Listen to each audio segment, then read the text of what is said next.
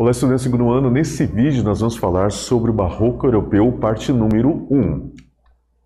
Então, pessoal, o que nós estamos tendo? Nós temos agora, nessa Idade Moderna, que é mais ou menos 1350 a 1850, nós temos a mudança de linha em pensamento. Ou seja, quando a gente sai da Idade Média, nós tínhamos pensamento teocêntrico, que é Deus dentro do centro do pensamento. Ou seja, tudo que eu faço é para Deus. Eu vou fazer uma arte voltada para Deus, eu vou fazer alguma coisa voltada para Deus.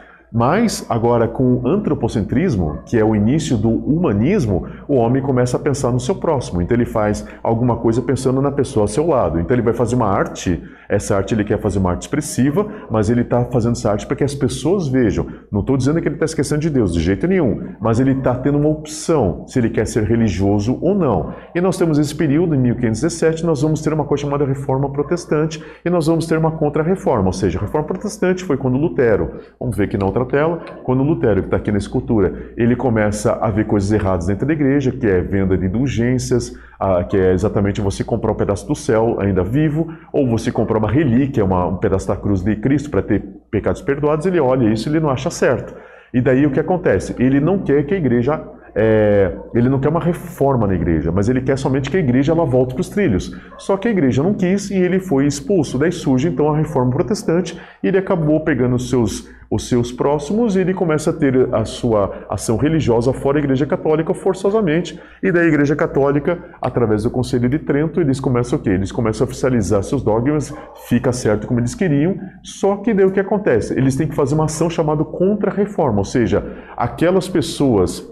a incoerência que Lutero tinha falado, que ele não concordava, com isso deu separação da igreja, ele fez 95 teses, só que a igreja católica ela fez o quê? Ela foi contra isso e ela decidiu o seguinte: nós vamos combater a reforma protestante e nós temos que trazer nossa clientela de volta para dentro da igreja. Então, com isso, ela vai usar o quê? Vai usar exatamente dois caminhos. Primeiro, a instituição dos jesuítas. O Ignácio Loyola, ex-militar, muita experiência, eles se tornam soldados de Cristo, vamos colocar dessa forma. Eles se tornam um destacamento à frente, que a principal função deles era ir contra essa ação protestante para trazer exatamente as pessoas para dentro. Lembrando que antes dos jesuítas tinham os templários, que eram os defensores da igreja. Os templários, infelizmente, eles foram traídos dentro da própria igreja e foram eliminados, foram mortos, e os jesuítas assumiram exatamente esse cargo e começaram a trabalhar com relação à Contra-Reforma.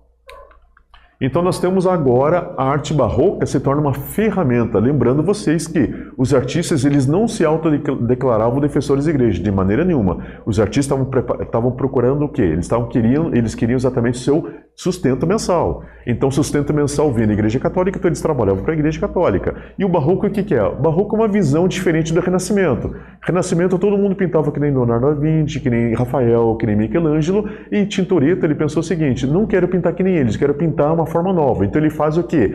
Ele usa luz e sombra e usa muita expressão. Então ele faz vamos colocar pintura como um teatro na tela, uma coisa movimentada. E a arquitetura vai por esse caminho também. A arquitetura não faz mais aquela coisa rígida do Renascimento, mas faz uma coisa mais com linhas e curvas, colunas duplas. E inclusive, detalhe importante que na arquitetura barroca, eles colocam esses nichos, ou seja, eles fazem espaços para escultura. Então o arquiteto ele já projeta espaço para escultura, o arquiteto já projeta espaço para pintura, e vai ter muito ouro, muito esplendor. Lembrando que nessa época, em 1500, século XVI e XVII, é o período das navegações.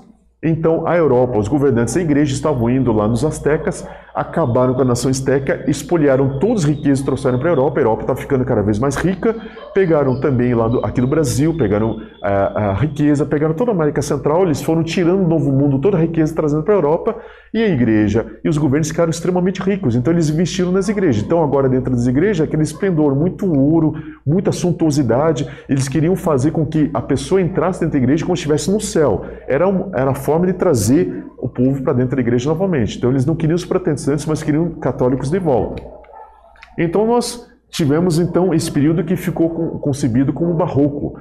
O princípio do barroco era conhecido como lado pejorativo, ou seja, uma coisa, vamos colocar, mal feita, mas depois que o barroco se firmou como linguagem, daí foi colocado o barroco como algo precioso. Então, o termo barroco se tornou precioso e a arte se tornou emblemática. Nós temos daí Caravaggio, Artemisia, grandes renomes do barroco que se tornaram referências dessa arte nova. E dentro da arquitetura também, a arquitetura ela começou a expandir, começou a dar essa cara nova do barroco com muito ouro, muita ostentação, certo? E nós temos aqui, por exemplo, as características aqui, Santiago de Compostela, nós temos esplendor, efeitos decorativos, colunas duplas e grandiosidade. Essas são as características que nós tivemos nesse período. Então, nesse vídeo, nós falamos sobre a arte barroca, parte número 1, espero que vocês tenham gostado. Até breve.